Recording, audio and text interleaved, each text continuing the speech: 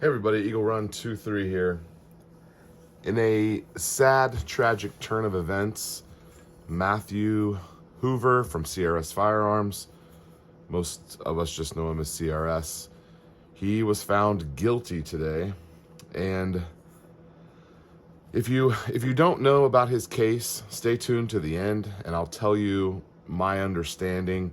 I've been following it pretty closely like most of you have, but I just wanted to publicly give my support to his cause, and I wanted to make sure that you knew, and if you felt inclined, that there is a way to donate. It could be via a Give, Send, Go account or PayPal. I donated this afternoon on PayPal, and I think probably most of us watching should probably donate something. And like him or agree with him or not, doesn't really matter. I kind of feel like he is all of us right now. I think it's absolutely tragic and a not justice was served today. I was on the live stream last night, like many of you were watching, and I know he was feeling very confident, and there was some people in the comments that were, trying to check that, but his confidence was contagious, and I guess I just, felt like that the right thing could be done. I think that's the hope for all of us when it comes to, court cases and that kind of stuff, is like, just get it right, everybody do what you're supposed to do and get it right. So he could have been any one of us. I know a lot of people, especially with pistol brace stuff, a lot of people are like, well, we're not going to comply with this and so on.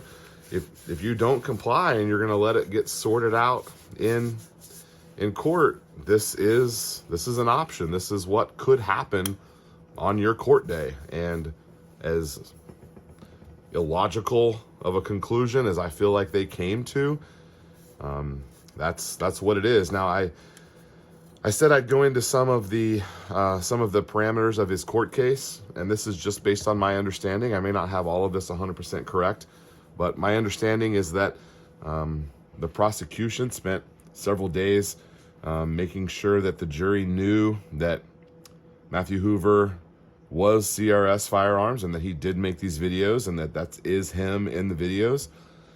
They did not spend any time proving that the picture on the metal, the engraving on the metal, they didn't spend any time proving that was a firearm. And then, as it turns out, a couple days later, we realize why. So it turns out, like the day before the jury goes to deliberation, the prosecution throws a wrench in the whole thing and says that they can still find, the jury instructions are that they can still find Matt guilty, even though the prosecution wasn't able to prove that the lightning link could be made out of that piece of metal.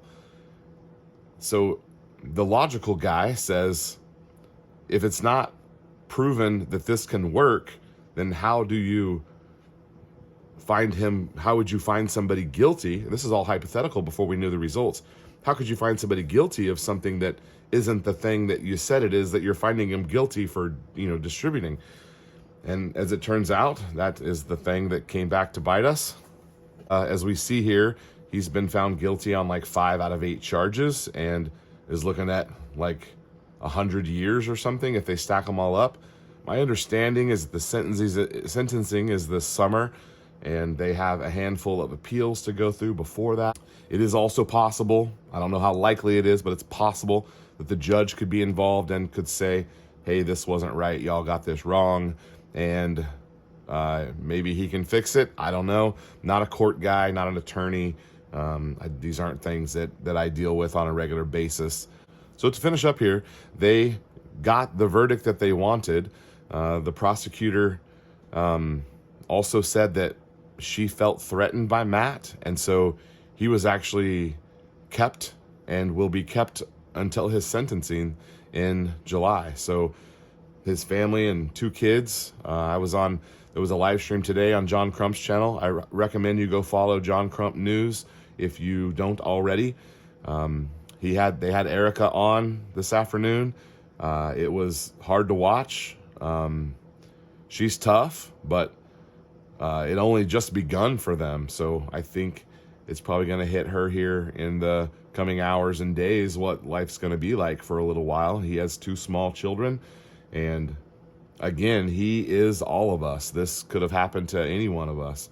It's tragic and sad, and I actually woke up this morning and I'm like, well, I wonder when the jury's gonna, I had a busy morning, had to get staff situated and kids to school and, get some work done before I went in to work myself. And when I got out of class, I realized, oh my gosh, there's some bad news. And I jumped on and started reading on Twitter and jumped on a live stream, and they're saying he's guilty. And I'm like, man, I was looking forward to the innocent party that was going to be going on today, and we're hit with the exact opposite of that.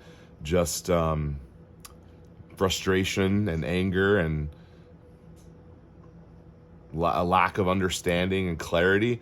That they didn't get it right. Now, I'm not trying to let this prosecutor off the hook, because I don't think that they deserve that at all. But I do think that we just have to approach this as if it could happen to any one of us. And I know that the support in the community is great, and I know a lot of people are going to donate, and I think that's all great. But we've got to figure out a way to make changes and stand up for stuff. I know that none of us want to be the ones in the street, protesting peacefully. That's not really what we do. We all have jobs and careers and obligations and things that people are looking to us to do, families to provide for. But I'm kind of just left with that analogy of like, what's going to be left here at the end? What's going to be left here at the end for us? It doesn't seem like a lot's going to be left for us.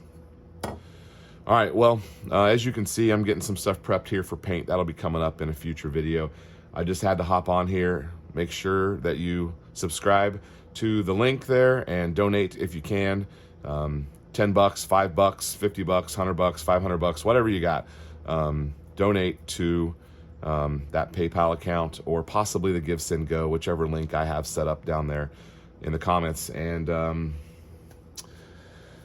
man, better days ahead for us, I hope. All right, Eagle 1, 2, 3. We'll see you next time.